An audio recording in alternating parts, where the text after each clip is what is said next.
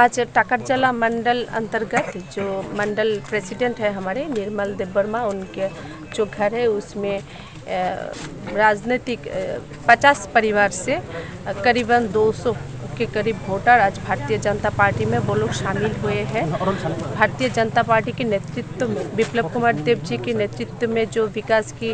यात्रा जो इस राज्य में शुरू हुई है 2018 में, उसको बरकरार रखने के लिए आज भारतीय जनता पार्टी में जो लोग शामिल हुए हैं उनको हम हृदय से स्वागत करते हैं और हम आशा करते हैं कि सब मिलकर एक साथ एकजुट होकर इस मंडल में भारतीय जनता पार्टी को हम और सशक्त करेंगे और विप्लव कुमार देव जी और मोदी जी का जो हाथ है उनको और भी सशक्त करेंगे। और जो मंत्र है जो सबका साथ सबका विकास की